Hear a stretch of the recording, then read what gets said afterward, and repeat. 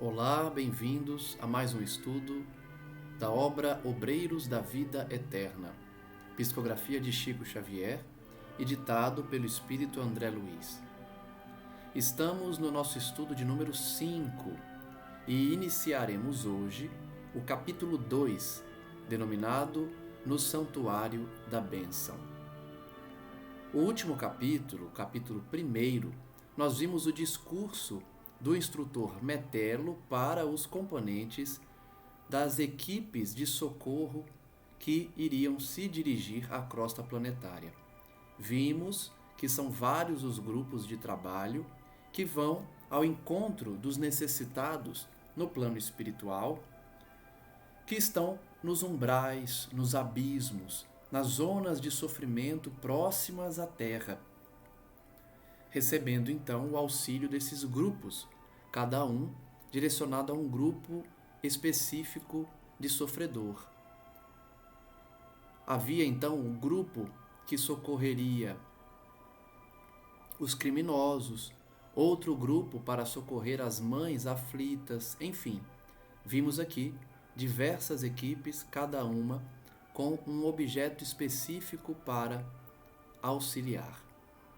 Vejamos então o prosseguimento dessa história contada por André Luiz e que se deu nas regiões mais sofridas junto à terra.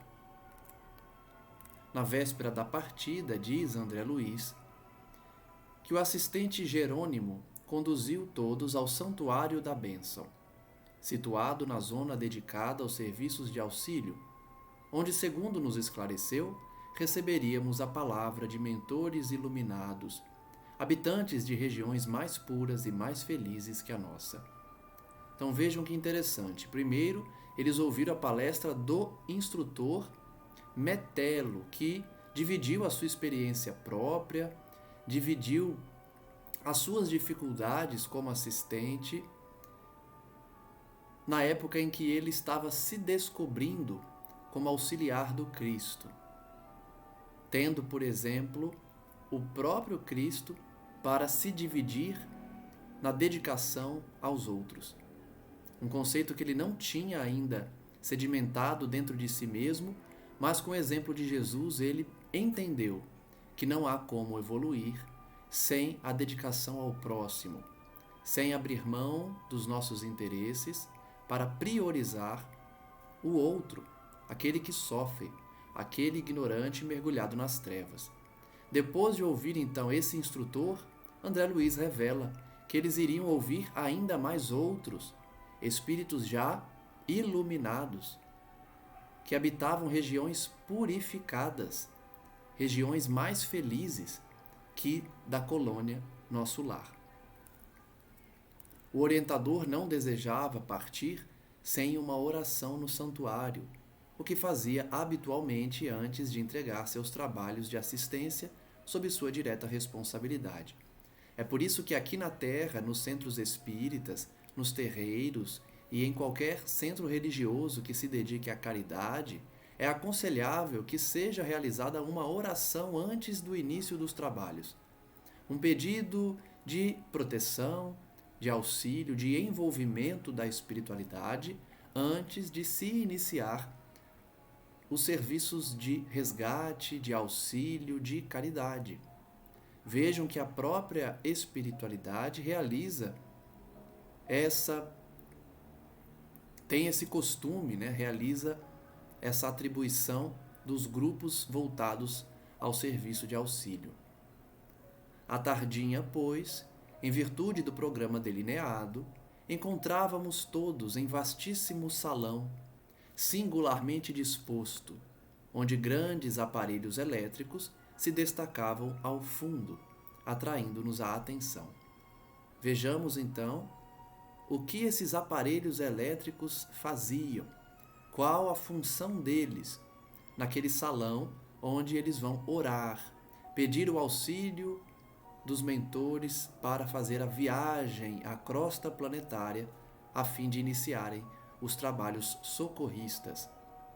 A reduzida assembleia era seleta e distinta. A administração da casa não recebia mais de 20 expedicionários de cada vez. Vejam que é uma casa dedicada à oração e vai recebendo quem quer orar. Vai recebendo os trabalhadores que se preparam para essas viagens, se preparam para as atividades socorristas, e eles eram recebidos de 20 em 20 pessoas. Em razão do preceito, apenas 3 grupos de socorro, prestes a partir a caminho das regiões inferiores, aproveitavam a oportunidade. Então vejam, 3 grupos, somando aí 20 componentes, dividido nesses 3, foram recebidos. O conjunto de 12, presidido por uma irmã de porte venerável, de nome Semprônia, que se consagraria ao amparo dos asilos de crianças desprotegidas. Então ele está descrevendo os 3 grupos. O primeiro grupo, formado por 12 pessoas, presidido por Semprônia, iria se dedicar a crianças desprotegidas. O segundo grupo, chefiado por Nicanor, um assistente muito culto e digno, se dedicaria por algum tempo à colaboração nas tarefas de assistência aos loucos de antigo hospício. E nós outros, o terceiro grupo, os companheiros encarregados de auxiliar alguns amigos em processo de desencarnação, como vimos no estudo de ontem. Essa informação já foi trazida por Jerônimo, assistente que chefiaria a comitiva de André Luiz, que eles iriam, a estudo, ajudar o desprendimento na desencarnação de companheiros, de trabalhadores da crosta terrestre. Então são 3 grupos, um dedicado a crianças abandonadas, o segundo dedicados aos alienados mentais e o terceiro, grupo de André Luiz, dedicado aos companheiros que estavam desencarnando. Perfaziam então o total de 20 entidades. O instrutor Cornélio, diretor da instituição, atendido por um assessor, palestrava conosco, demonstrando simplicidade, fidalguia, magnanimidade e entendimento. Logo de início, em nossa administração, explicava-nos, procuramos estabelecer o aproveitamento máximo do tempo com o mínimo de oportunidade. Para concretizar a providência, desde muito não recebemos indiscriminadamente os grupos socorristas. Notem que ele está explicando a maneira com que aquela casa desenvolveu as atividades para ter o máximo de eficiência possível. Uma característica que possibilitava isso era não receber todo mundo que queria partir. Eles selecionavam, limitando o número de pessoas que eram recebidas. Certamente eles perceberam que se recebessem todos de uma vez, ou então grande quantidade de pessoas, havia uma dispersão. As pessoas talvez não prestassem tanta atenção, ou os efeitos da rogativa não tivessem tanta eficiência. Então a primeira informação que Cornélio nos dá, o diretor daquela instituição, é que eles limitaram o número de pessoas que recebiam naquela casa as instruções iniciais. Reunimos os conjuntos de serviço de acordo com as situações a que se destinam. Então eles separam por assunto, por grupo, objeto, alvo da ação socorrista. Então, se vai socorrer crianças, vem para cá. Se vai socorrer alienados mentais, vem para cá. Eles dividiam, então, por assunto, por tema, por pessoas que estavam precisando. Em dia de recepção aos que vão prestar serviços na crosta, não atendemos colaboradores incumbidos de operar exclusivamente nas zonas de desencarnados, como sejam as estações purgatoriais e as que se classificam como francamente tenebrosas. Então vejam que interessante. Aquele grupo de oração, aquela casa que André Luiz se dirigiu com seus colegas, não atendia pessoas que iam somente para as zonas de sofrimento na espiritualidade. Se o grupo socorrista iria somente para o plano espiritual, para o umbral, para as zonas de sofrimento na área espiritual, eles não recebiam ali. Há que ordenar as palavras e selecioná-las, criando-se campo favorável aos nossos propósitos de serviço. A conversação cria o ambiente e coopera, em definitivo, para o êxito ou para a negação.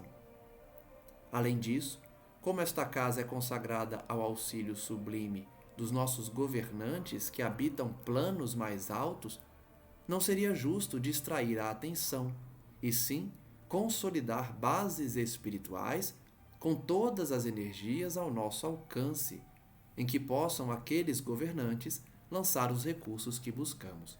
Então, pelo que eu estou entendendo da narrativa, aquela casa, ela servia como um local intermediário para o contato de governantes espirituais superiores com os grupos de socorro que iriam se dirigir ao planeta Terra, à crosta terrestre, entre os encarnados. Aquela casa não servia de posto de preparação para quem ia exclusivamente às zonas espirituais de sofrimento.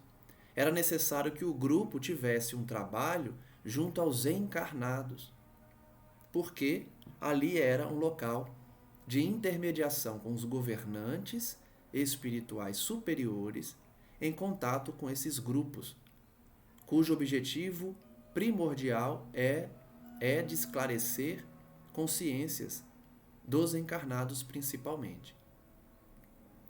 Compreendendo a extensão das tarefas por fazer e o respeito que devemos àqueles que nos ajudam, somos de parecer que precisamos sanar os velhos desequilíbrios das intromissões verbais desnecessárias e muitas vezes perturbadoras e dissolventes. Então ele está explicando para o grupo que eles criaram um controle de acesso naquele local para evitar as conversações menos dignas que perturbavam o ambiente.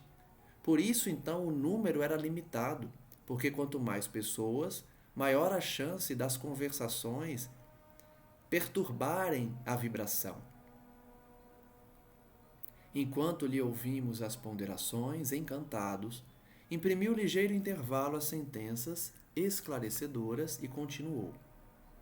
Aliás, o profeta enunciou há muitos séculos que a palavra dita a seu tempo é maçã de ouro em cesto de prata. Se estamos, portanto, verdadeiramente interessados na elevação, constitui-nos inalienável dever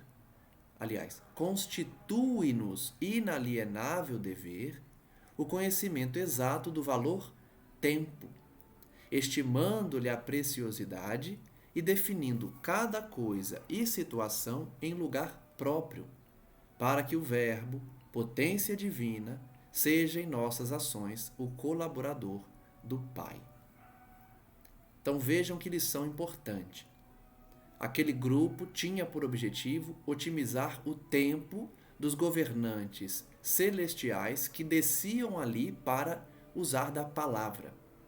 Então o verbo consolador, o verbo de instrução era valorizado, bem como o tempo daqueles espíritos. Por isso eles criaram essas regras para que os governantes superiores viessem ali aproveitando o tempo e a palavra para orientar os grupos de trabalho realmente interessados no bem.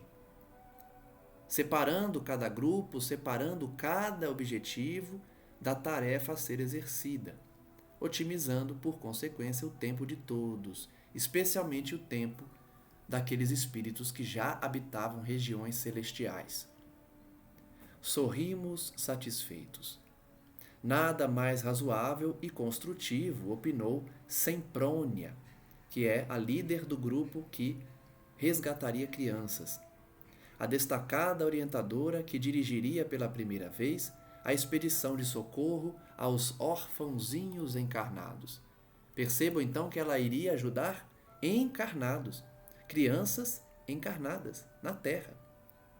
Aquele templo era exclusivo para equipes de socorro que iriam se dirigir à Terra, ajudar os encarnados. Se o grupo ia somente para o plano espiritual inferior, não passavam ali, naquele templo. Certamente passavam em outros, né? Mas aquele templo ali específico que André Luiz está, é para os grupos de socorro que iriam ajudar os encarnados. O dirigente do santuário, reconhecendo talvez como nos sentíamos necessitados de esclarecimento quanto ao uso da palavra, prosseguiu. É lamentável se dê tão escassa atenção na crosta da terra ao poder do verbo, atualmente tão desmoralizado entre os homens. Lembre-se que essa obra foi escrita nos idos de 1940 e alguma coisa, acredito eu, não é? Preciso confirmar essa informação das obras de André Luiz, mas acredito que foi nessa época.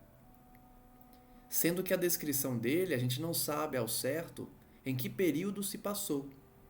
Mas olha como é atual, né? Como estão usando o verbo aqui na Terra de maneira infeliz, de maneira a desprestigiar a verdade. Até hoje é assim. Quantas pessoas usam da palavra sem se preocupar se estão falando a verdade, se estão semeando discórdia, separação e ódio? É lamentável, diz o instrutor. Nós precisamos criar essa preocupação com o verbo, em como utilizamos a palavra aqui na Terra.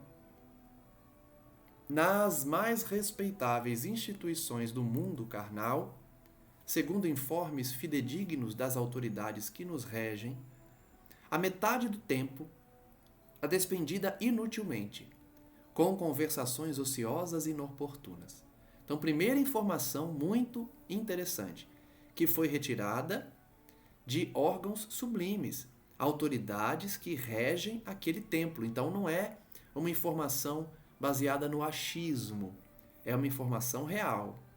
Metade do tempo das instituições humanas são perdidos em conversações inúteis. Metade. A gente perde tempo falando de bobagem. Isso referindo-nos somente às mais respeitáveis. Então, as instituições mais respeitáveis perdem metade do tempo com conversação inútil. Não se precatam nossos irmãos em humanidade de que o verbo está criando imagens vivas que se desenvolvem no terreno mental a que são projetadas, produzindo consequências boas ou más segundo a sua origem. Toda a obra de André Luiz traz essa informação. As imagens mentais produzidas pelo pensamento. E aqui, ainda mais pelo verbo. Então, quando nós falamos, nós também criamos imagens mentais, projeções no mundo espiritual. Projeções que podem ser observadas pelos espíritos e até por médiuns encarnados. A importância, portanto, de tomar cuidado com o que a gente diz. Maledicência, fofoca, palavrão, xingamentos, tudo isso gera painéis mentais. É por isso que uma casa em que reina a discussão, o ambiente fica pesado, denso. As pessoas se sentem mal. Enquanto que numa casa que ora, que preserva o verbo renovador, a palavra amiga, carinhosa entre os familiares, os assuntos elevados, que não ficam comentando os crimes, as atrocidades que acontecem no mundo, a vida dos outros. O clima psíquico é um clima libertador, as pessoas se sentem bem, se sentem envolvidas. Fora as companhias espirituais, que a gente não vai entrar nesse tema, que também é resultado da rotina da casa, da rotina mental, verbal e de atitude. Mas antes de atrair espíritos, nós produzimos imagens, projeções mentais com aquilo que falamos e que pensamos também. Essas formas naturalmente vivem e proliferam. E considerando-se a inferioridade dos desejos e aspirações das criaturas humanas, semelhantes criações temporárias não se destinam senão a serviços destruidores. Então, duas informações muito importantes. A primeira, essas imagens mentais é como se fossem seres vivos. É como se fossem bactérias, vírus, que se reproduzem. Então, são formas mentais que se proliferam no ambiente, vivem no ambiente. E apesar de serem temporárias, quanto mais a pessoa fala, pensa e age no desequilíbrio, mais essas imagens são alimentadas e sua vida se prolonga. Olha quanta coisa a gente desconhece e não percebe do mundo espiritual. No dia que a humanidade reconhecer a existência dos espíritos e essa realidade que a gente está estudando aqui, o quanto vão se adaptar?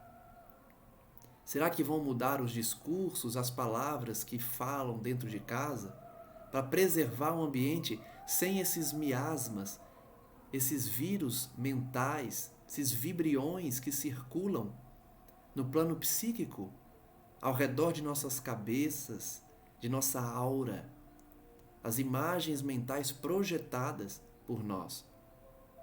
São criações, então, temporárias e sempre dedicadas a serviços destruidores. Por quê? Porque a sua origem é desequilibrada. Não há como essa criação mental ter um objetivo salutar, cumprir um serviço de construção. Vai ser sempre de destruição, porque a sua origem é de desequilíbrio, por meio de atritos formidáveis, se bem que invisíveis. Então as pessoas não sabem, não percebem, não se dão conta do clima psíquico pesado, inferior, que muitas vezes estão mergulhados. E aí o que a nossa ciência geralmente percebe? As consequências. Como as pessoas não percebem a realidade dessas criações, eles acabam percebendo as consequências. Por quê? Porque as consequências dessas criações mentais, desse clima psíquico perturbador, são perceptíveis pelas sensações. Então a pessoa arrepia, se sente mal, percebe que o clima está pesado dentro de certos locais. O clima psíquico está tão desequilibrado e, apesar de invisível, as pessoas começam a perceber o clima psíquico pelas consequências, não pela origem, porque elas não acreditam, não estudam. A maioria nem sequer sabe que existe isso. Mas elas conseguem perceber as consequências. Notava-se claramente o interesse que suas definições despertavam nos ouvintes. Em seguida, uma pausa mais longa, tornou cuidadoso.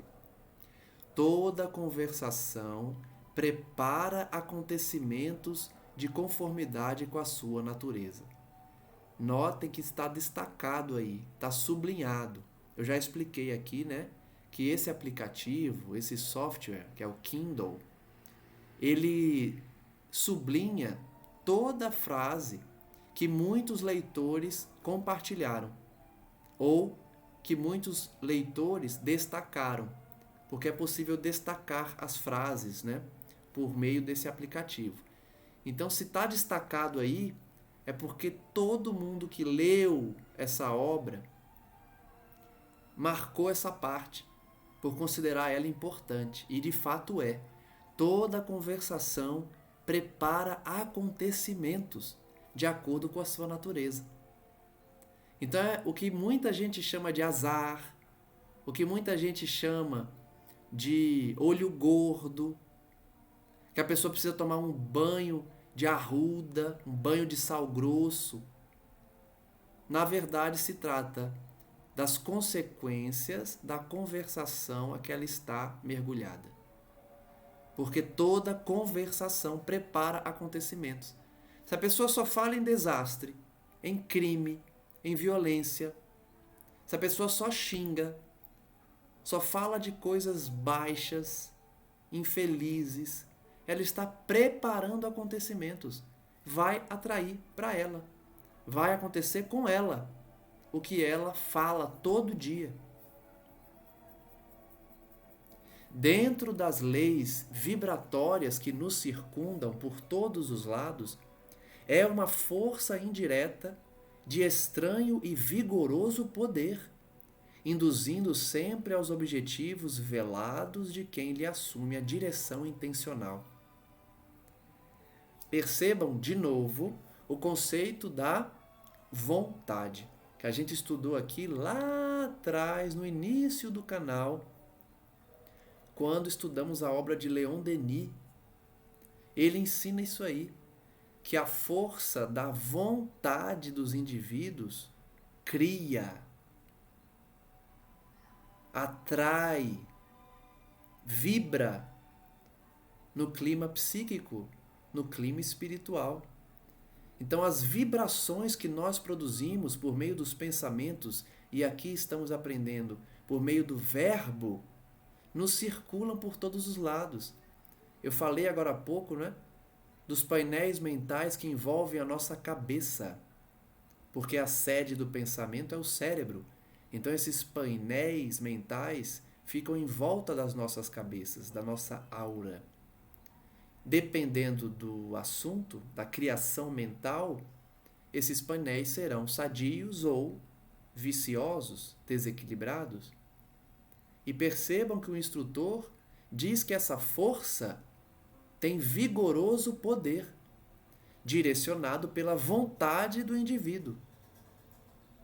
Tudo, portanto, deriva da intenção do indivíduo. Se você cultiva o bem todos os dias, dá bom dia para os seus familiares, fala de uma forma carinhosa, doce, mesmo que a convivência seja difícil, busca falar no bem, você vai vibrar com esse vigoroso poder, direcionando os acontecimentos pela força da intenção, da vontade. Encarregados de assumir a chefia desta casa, trouxemos instruções de nossos maiores para suprimir todos os comentários tendentes à criação de elementos adversos aos júbilos da bênção divina. Então ele está dizendo, ouvindo o conselho dos nossos maiorais, ou seja, dos espíritos superiores, nós aprendemos e agora ensinamos que é preciso controlar as intenções mentais, as criações de pensamento, para que esses elementos não perturbem a bênção divina daquele santuário. Então imaginem o rigor, a disciplina que esses espíritos não devem ter nesse local. É um templo dedicado a manter uma vibração elevada. Criações mentais jubilosas, de bênção divina. Imagine como eles não devem ser disciplinados. Não devem comentar nada de mal, de desequilíbrio, de maledicência. Só falam no bem, no amor, na caridade. Só instruem para o bem. É por isso que, graças ao amor providencial de Jesus, temos conseguido a manutenção de um instituto em que os nossos mentores de mais alto se fazem sentir. A gente já estudou isso. Eu lembro que eu falei, é simples, se nós queremos conviver com espíritos superiores, basta vigiar nossos pensamentos e atitudes. É o que eles fazem nesse templo. Ele diz, é por isso que nós conseguimos ter o contato com espíritos puros. mentores do mais alto se fazem presentes ali porque eles cultivam um ambiente elevado. É isso que a gente tem que fazer dentro de casa. Preservar um ambiente equilibrado, de vibração superior, para poder receber a visita de espíritos puros. É simples. Eu não disse que é fácil, eu disse que é simples. Não é fácil porque a gente é inferior. Então a gente deixa a irritação dominar, a gente solta um palavrão, a gente fica irritado, a gente fala mal de alguém. Isso tudo perturba o ambiente, espírito superior não fica perto. Por isso não é fácil, porém é simples. Para atrair espíritos nobres, basta vigiar o pensamento, o verbo e a conduta. A ausência de qualquer palavra menos digna e a presença contínua de fatores verbais edificantes facilitam a elaboração de forças sutis, nas quais os orientadores divinos encontram acessórios para se adaptarem, de algum modo, às nossas necessidades na edificação comum. Então, o que ele disse agora? O fato de não ter vibrações baixas, maledicência, palavrão, inferioridade, possibilita a formação de elementos sutis. E por que sutis? Porque a vibração do espírito superior é sutil, é leve. Quanto mais superior, quanto mais purificado, menos grosseiro. Esse sentido grosseiro material que a gente tem aqui, que a gente sente, é derivado da nossa inferioridade. Quanto mais elevado, menos grosseiro. Então, um ambiente de preservação no bem, de bons pensamentos, de alegria, de esperança, de fé, cria elementos sutis que esses espíritos puros conseguem manipular para que os seus perispíritos se adaptem à nossa realidade e eles possam ficar aqui pertinho da gente. Vejam que eles se utilizam das nossas criações mentais no bem, no equilíbrio, para possibilitar que eles fiquem aqui. Senão eles não conseguem ficar. O corpo perispiritual deles é muito sutil, leve, purificado. Então, se o clima psíquico está grosseiro, está infeliz, está pesado, eles não ficam. E é por isso também que a espiritualidade superior se utiliza de espíritos imperfeitos para fazer o bem. Eles não conseguem chegar aqui. Eles até podem se quiserem, mas dá um trabalho para eles condensarem o perispírito deles, que é mais fácil eles dar ordens a espíritos mais imperfeitos. A maioria, grande parte dos trabalhos é dessa forma. Eles dão ordens, como um general dá ordens para a sua companhia, para a sua tropa, à distância. Fez um gesto do narrador que se recorda de minudência, detalhe. Ele fez um gesto como se lembrasse de um detalhe, de uma minudência importante e informou. Encetando nosso trabalho modesto, fomos defrontados por reações apreciáveis. Então percebam, eles resolveram começar esse trabalho. Vamos criar um templo em que a vibração seja sempre elevada, em que a conversação seja sempre positiva?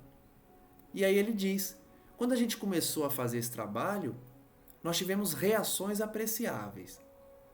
Procurava-se então o santuário sem qualquer preparação íntima. Ele está explicando o porquê deles terem criado a regra de limitar o número de visitantes àquele santuário. Eles criaram o santuário, as pessoas perceberam que o santuário era visitado por espíritos puros e começaram a ir todo mundo para lá. Multidões iam para lá. E aí o que acontecia? Eles chegavam despreparados, eles chegavam sem qualquer preparação íntima, sem orar. Isso não acontece nas nossas reuniões aqui na Terra? Nós não vimos no último estudo médiuns, doutrinadores, membros de grupos mediúnicos indo para a reunião bêbados ou com a barriga cheia de comida ou sem uma preparação prévia de oração. É a mesma coisa. Percebam como os espíritos são iguais a nós, porque só muda o plano. Lá também, as pessoas passaram a ir para esse santuário sem se preparar. Certamente causaram uma perturbação imensa. Por isso, eles determinaram, olha, agora é só de 20 em 20, e mesmo assim a gente só recebe os grupos que estão indo viajar para a Terra ajudar os encarnados. Eles precisaram criar uma regra rígida para poder continuar recebendo a visita de espíritos puros. Aqui na Terra é a mesma coisa. Os templos religiosos precisam ter regras para que o clima psíquico não seja perturbado e, consequentemente, o trabalho não tenha frutos. O trabalho não seja impedido de ter frutos, né? Eles precisam fazer isso para impedir que o trabalho não deixe de dar frutos. Ele diz, nossos amigos prosseguiam repetindo o cenário da crosta, em que os devotos procuram os templos como os negociantes buscam mercados. Acabei de falar, só que eu dei o exemplo dos trabalhadores em centro espírita. Ele está indo além. Ele está dizendo das pessoas que frequentam a igreja, frequentam o centro espírita, vão sem qualquer preparo, vão como se estivesse indo a uma feira, a um comércio. Eu estou indo lá para pagar a minha dívida semanal que eu tenho com a igreja, né, que é a presença. As pessoas vão à igreja para bater ponto, para ficar em paz de consciência. Eu fui para a igreja. Não basta ir para o templo. Tem que ir preparado, com intenção no bem, de querer se melhorar, né? Senão não adianta. Senão você pode até ir, mas vai como um negociante buscando mercados. Devíamos administrar dons espirituais como quem dirige um armazém de vantagens fáceis ao personalismo inferior. Então as pessoas estavam buscando aquele santuário para receber bênção, como se o santuário tivesse uma obrigação de prestar um serviço àquelas pessoas. Hoje eu vim cobrar a bênção. Me dê aí, vim receber. Né? Acontece aqui também. Por isso que ele diz, os espíritos que buscavam esse santuário estavam se comportando como os encarnados se comportam aqui. Vão ao templo pedir bênçãos, mas não fazem nada para merecer o recebimento dessas bênçãos. Não que Jesus exija uma moeda de troca, porque Deus é misericordioso, Ele dá mesmo para quem não merece. Porém, as bênçãos que nós queremos receber, nós precisamos dar um mínimo de retorno. Eu gravei uma página no canal, acho que ontem ou anteontem, que fala justamente isso, e eu confesso que fiquei até um pouco surpreso, porque Emmanuel ensina que a espiritualidade quer sim algo em troca de nós, para nos ajudar. Ele é claro, ele fala, para que os bons espíritos nos ajudem, eles querem algo em troca, mas não é moeda, não é dinheiro, não é presente, é trabalho. Eles querem que a gente pelo menos trabalhe, seja no trabalho de renovação íntima, seja no trabalho em favor do próximo, seja no trabalho para ajudar uma instituição, não importa. Pelo menos o trabalho, o esforço pessoal é necessário para que eles nos deem bênçãos. Se não me engano, a página se chama Intercâmbio, do livro Justiça Divina. Ou então é do livro Mediunidade e Sintonia, mas a página se chama Intercâmbio. Desde o primeiro dia, porém, amparados na delegação de competência que nos foi concedida, golpeamos fundo o velho hábito. Olha a palavra que ele escolheu. Desde o primeiro dia que eles perceberam que as pessoas estavam indo para o templo para cobrar bênção, sem se preparar, sem se importar com o trabalho ali, sem observar o pensamento que eles estavam gerando, eles golpearam esse velho hábito desde o primeiro dia, porque eles estão assessorados pela espiritualidade superior. Durante alguns dias, gastamos tempo ensinando a reverência devida ao Senhor. Olha só. Vejam como a gente é inferior. Por quê? Ter reverência ao Senhor devia ser básico. Não devia ser algo que as pessoas precisassem nos ensinar. Ter reverência ao Senhor é básico. Por isso, quando a gente vai a um templo, a gente tem que ter reverência, respeito. Quantas pessoas sentam ali nas cadeiras do centro espírita, da igreja, começam a rir, a contar piada, às vezes anedotas vergonhosas, né? De duplo sentido, de conteúdo erótico, sensual, no meio do templo, desrespeitando o ambiente. Então ele diz que primeiro eles tiveram que ensinar as pessoas, olha, você precisa ter respeito ao templo. Aliás, ao templo não, ao Senhor, respeito a Jesus, respeito a Deus. Primeiro você precisa ter reverência, tá? Depois você precisa limpar internamente seus pensamentos. Abolir o feio costume de tentar subornar a divindade com promessas falaciosas. Olha só. Que ensinamento importante o estudo de hoje. Porque muito dirigente espírita, quando está coordenando trabalhos, acha que criar regra é exagero, que Deus é misericordioso, acolhe todo mundo, que não tem problema as pessoas estarem ali falando alto, rindo, que é bom o ambiente estar alegre.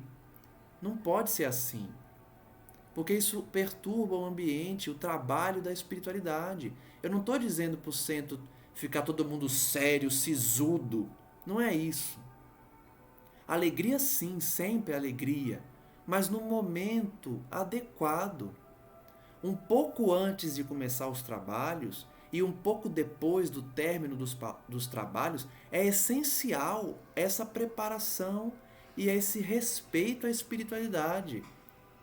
Seriedade, serenidade, todo mundo quietinho, em oração, elevando o pensamento. Isso é básico. E não é um puritanismo. Não é querer que as pessoas sejam santas. Não é isso. É reverência ao Senhor. É abolir esse costume feio de tentar subornar a divindade com promessas falaciosas.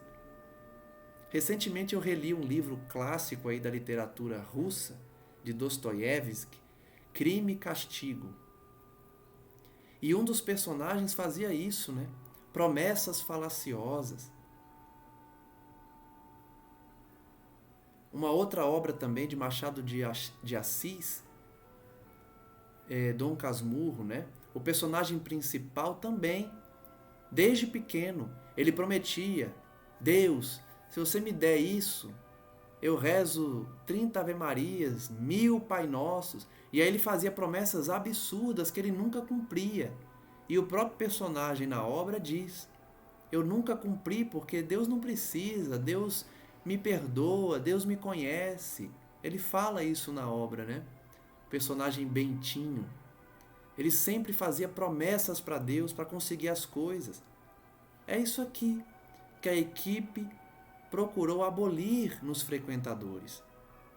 Primeiro, vigiar os pensamentos. Na verdade, primeiro, ter reverência ao Senhor. Segundo, vigiar os pensamentos quando estivesse dentro do santuário. Terceiro, parar de querer negociar com Deus. Ó Deus, eu sou bom, mas me ajuda aí, né? Pô, faço bem, ajudo as pessoas, vamos lá, né? Me dá dinheiro aí. Negociar com Deus, prometendo absurdos. E quando sentimos conscienciosamente que as lições estavam findas, iniciamos a aplicação de medidas retificadoras. Depois, portanto, de ensinar aquelas pessoas as regras básicas para frequentar o santuário, eles começaram a implementar medidas corretivas, de retificação. Registros vibratórios foram instalados. Agora eles estão começando a dizer o que são aqueles aparelhos que a gente viu André Luiz relatar quando entrou. Ele disse que tinha aparelhos no salão. São registros vibratórios que apontam a natureza das palavras em movimento. Olha só, imagina se instalam isso nos centros espíritas. O que até de gente com vergonha. Porque o aparelho aponta a natureza das palavras que estão sendo ditas no ambiente. Desde aí, foi muito fácil identificar os infratores e barrar-lhes a entrada na câmara de iluminação onde realizamos nossas preces. Olha que interessante. Muita gente acha que o plano espiritual é formado por todas aquelas pessoas boazinhas, que deixa fazer o que quiser, pode tudo. Não é assim não, tem regra. Então no santuário eles instalaram aparelhos que apontavam os infratores. Imagina se solta um alarme, pé, fulaninho está pensando mal. Falando, na verdade, né? Ele captava palavras. Fulaninho está falando mal de alguém. Aquele outro ali falou uma piadinha que traz um desequilíbrio aí para o ambiente. E eles começaram a identificar o que ele chama aqui de infratores. E proibiu a entrada. Infelizmente, você não vai poder entrar na câmara de oração. Porque senão você vai perturbar. Você não está preparado. Você não respeitou o ambiente. Que lição importante, porque a gente às vezes acha que pode tudo, não tem problema. Os espíritos dão um jeito de isolar a pessoa. Nada disso. A gente tem uma função importante também de vigiar as conversações dos frequentadores. E vejam bem, eu não estou dizendo para criar uma polícia dentro dos centros espíritas que fica de bituca ouvindo o que as pessoas conversam para poder expulsar a pessoa do centro. Pelo amor de Deus, não é isso que a gente está falando aqui. André Luiz está relatando que nesse santuário que fica numa colônia espiritual, as técnicas que eles usaram para identificar as pessoas que não estavam preparadas para contribuir com o ambiente de oração. Não estou dizendo que é para a gente ficar selecionando o frequentador da casa espírita e barrando as pessoas na entrada. Não é isso.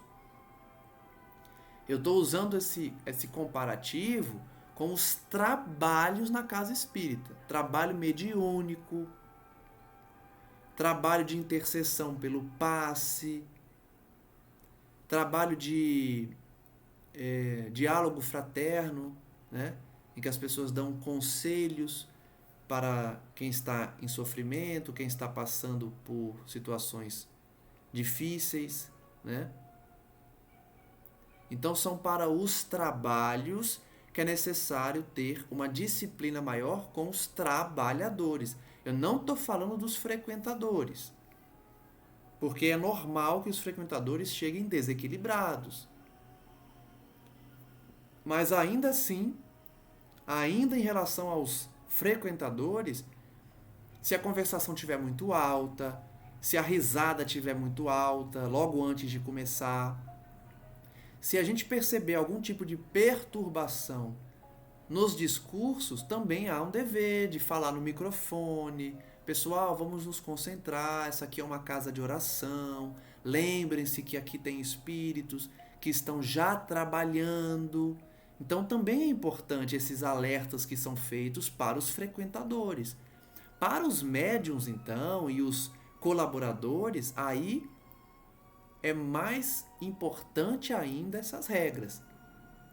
Mas eu fiz questão de deixar claro aqui que eu não estou dizendo que nós temos que identificar infratores e expulsá-los da casa espírita. Isso foi feito nesse santuário porque ali eles recebiam orientação de espíritos puros e precisavam filtrar o ambiente vibratório para que essa visita ocorresse. Senão eles não conseguiam vir, descer ali, né?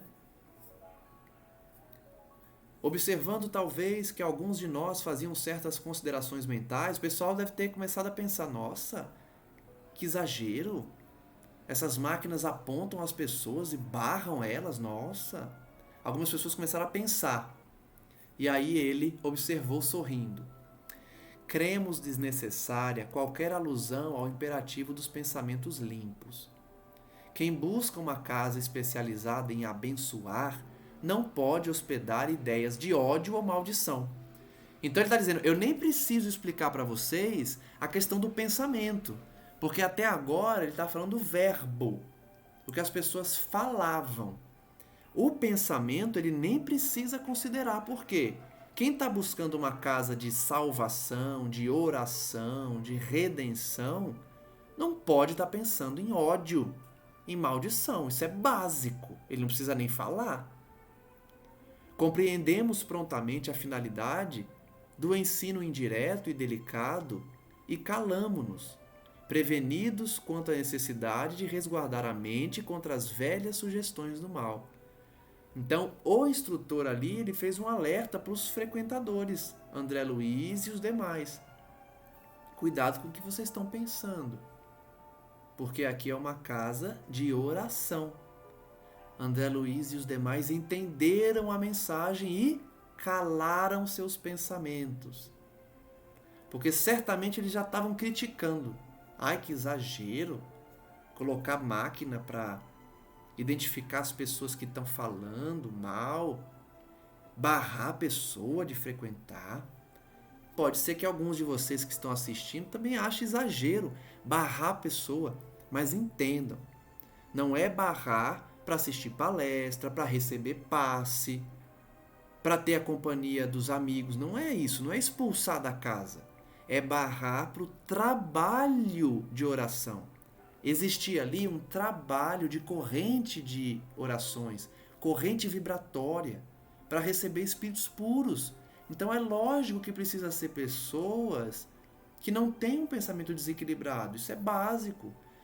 A gente não pode ter o pensamento de inclusão sem qualquer crivo, sem qualquer medida protetiva. Incluir todo mundo não significa abraçar a solidariedade perfeita, porque você vai acabar incluindo pessoas que não estão preparadas. Então a inclusão ela precisa vir acompanhada de um processo seletivo para os trabalhos, que fique bem claro. A partir então do próximo estudo, nós vamos continuar analisando essa visita de André Luiz e dos grupos socorristas a esse templo. Vamos ver o que esses espíritos puros, que certamente vão se comunicar ali, têm a dizer para os grupos que estão se dirigindo à Terra para ajudar os encarnados. Agradeço então a todos que acompanham as nossas reflexões e rogo à espiritualidade amiga que os abençoe, que nos abençoe. As nossas casas mentais, para que possamos pouco a pouco também filtrar esses mesmos pensamentos, esses painéis mentais criados por nossa vontade, por nossas palavras, por nossas intenções. Que possamos realmente ouvir o ensinamento do instrutor Cornélio aqui, coordenador da Casa de Orações, a que André Luiz visitava junto de seus companheiros. Para que criemos também em nossas casas essa mesma vibração elevada, recebendo, por consequência, a visita dos amigos espirituais superiores. Como eu disse, é fácil criar essa ponte. Nós que complicamos com as nossas inferioridades. Na verdade, é simples, né? Não é fácil por causa da nossa inferioridade, mas é simples o mecanismo. O mecanismo é o da atração. Pensamos no bem, atraímos o bem. E quem compõe o bem são espíritos superiores. Então basta pensar no bem, fazer o bem, que nós vamos atrair amigos espirituais voltados ao bem. De fato é simples. Nós que dificultamos, porque a todo momento deixamos que o nosso passado, que a nossa inferioridade fale mais alto e acabemos por cultivar um ambiente de desequilíbrio, de conversação menos digna, de criminalidade nos programas televisivos, de notícias perturbadoras, de anedotas infelizes, de piadas de mau gosto e etc. Que possamos então aprender com esses amigos espirituais as fórmulas que nos levarão ao nosso equilíbrio físico-psíquico. Ouçamos esses amigos para não cairmos nos mesmos erros e continuarmos a cultivar esses ambientes tão desequilibrados, tão pesados, de vibrações hostis que acabam por trazer muitas vezes enfermidades ao nosso corpo, como já estudamos na obra precedente. Somos gratos, Senhor, por tantas bênçãos e que nós possamos aprender a não negociar com a divindade, realizando promessas falaciosas, criando a ilusão de que Deus precisa de nossa contribuição para nos fornecer bênçãos. Ele precisa sim da nossa intenção no bem, de nosso pensamento elevado e de nosso trabalho em favor do nosso crescimento espiritual e na assistência ao próximo. Só isso que eles pedem. Dedicação ao bem, intenção de fazer o bem e de enxugar lágrimas. E que assim possamos ouvi-los, continuar nas nossas vidas praticando aquilo que o Cristo ensinou e suportando nesse mundo de tantas infelicidades, guerras, disputas e ódios, um clima psíquico pacificado, equilibrado, em que vamos pouco a pouco fazendo a diferença num mundo que está caminhando a passos largos para a perdição. Sejamos aqueles poucos que se distanciam desses grupos e que procuram outros ares, elevando o pensamento, fazendo bem e vencendo a nós mesmos a cada dia, nessa guerra íntima a que todos estamos sujeitos, a fim de que possamos vencer no futuro a nós mesmos. Graças damos a Jesus Cristo, nosso Mestre, a Maria Santíssima, Mãe das Mães, para que não nos abandonem, continue enviando os seus emissários divinos, anjos protetores da humanidade, que o anjo Ismael, que mais se assemelha a um arcanjo, né? Porque lidera equipes inteiras de espíritos superiores, possa também continuar abençoando o Brasil na tarefa redentora de receber os povos excluídos, receber os povos sofredores, cansados do mal e da guerra. E assim, ensinar a eles o sentimento, a paz de espírito, a caridade e a solidariedade, caminhando todos em conjunto a um planeta libertado pelo amor e pela luz divina, quando então poderemos finalmente repousar para nos preparar a voos maiores no futuro. Graças damos a Ti, Senhor, hoje e sempre, e que assim seja.